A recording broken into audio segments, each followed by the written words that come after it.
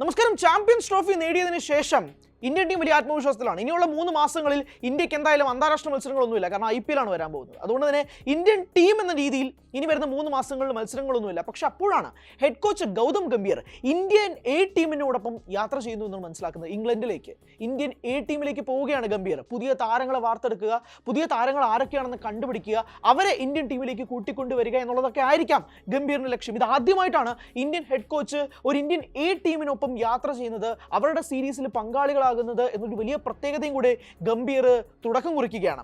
അപ്പോഴാണ് വേറൊരു പ്രസക്തമായ ചോദ്യം വരുന്നത്. കാരണം സീനിയർ താരങ്ങൾ ഇപ്പോഴും റിട്ടയർ ചെയ്തിട്ടില്ല. നമുക്കറിയാം, ചാമ്പ്യൻസ് ട്രോഫി ഫൈനൽ ജയിച്ചതിന് പിന്നാലെ ക്യാപ്റ്റൻ രോഹിത് ശർമ്മ, വിരാട് കോഹ്ലി, രവീന്ദ്ര ജഡേജ തുടങ്ങിയവരൊക്കെ തന്നെ ODI ക്രിക്കറ്റിൽ നിന്നും വിരമിക്കാനുള്ള ഒരു സാധ്യത ഉണ്ടാകുമെന്ന് കരുതിയിരുന്നു.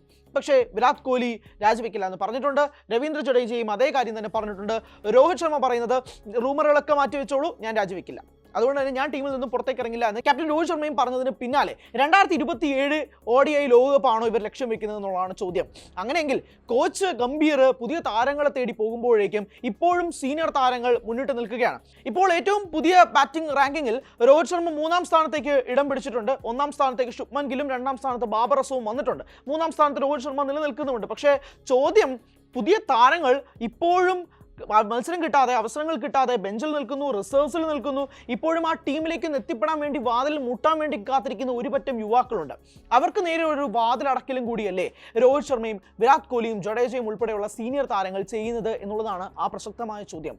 ഗംഭീറിന് നിരാശയുണ്ടോ? അതുകൊണ്ടാണോ ഇന്ത്യൻ A ടീമിലേക്ക് ഗംഭീർ പോകുന്നത്? പുതിയ താരങ്ങളെ തേടുന്നതിനോടൊപ്പം തന്നെ ഇന്ത്യൻ ക്യാമ്പിലേക്ക് ഈ പുതിയ താരങ്ങളെ കൊണ്ടെത്തിക്കുന്നതിലൂടെ ഈ സീനിയർ താരങ്ങൾ ഇപ്പോഴും ടീമിൽ കടിച്ചു തൂങ്ങി നിൽക്കുന്നതിനുള്ള നിരാശ ഉണ്ടോ എന്നുള്ളതാണ്. കടിച്ചു തൂങ്ങി നിൽക്കൽ എന്നൊരു ഫ്രേസ് ഇപ്പോൾ ഉപയോഗിക്കാൻ പറ്റുമോ എന്ന് എനിക്കറിയില്ല. കാരണം ജഡേജയും വിരാട് കോഹ്ലിയും രോഹിത് ശർമ്മയും ഒക്കെ തന്നെ ഫോമിലാണ്.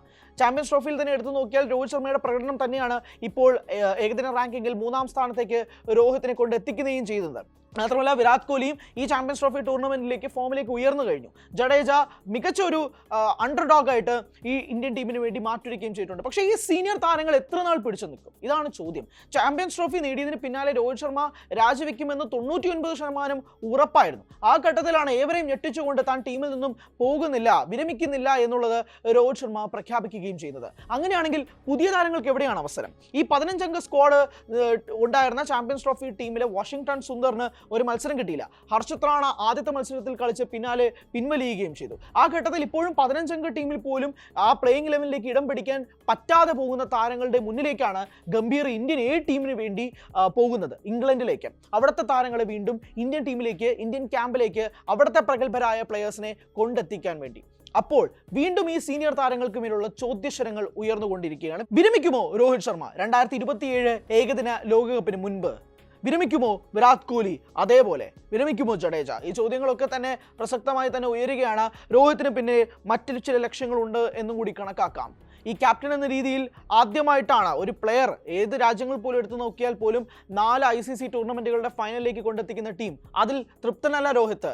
ഇനി ഏകദിന ലോകകപ്പ് രോഹിത്തിന്റെ ക്യാപ്റ്റൻസിയിൽ നേടുക എന്നുള്ളതാണോ രോഹിത്തിന്റെ ലക്ഷ്യം? വളരെ പ്രസക്തമായ ചോദ്യമാണ്. പക്ഷേ അത് കാരണം ബലിയാടാകുന്ന പല പുതുമുഖ താരങ്ങളുമുണ്ട്. അവർക്ക് വേണ്ടി ആര് ശബ്ദമുയർത്തും?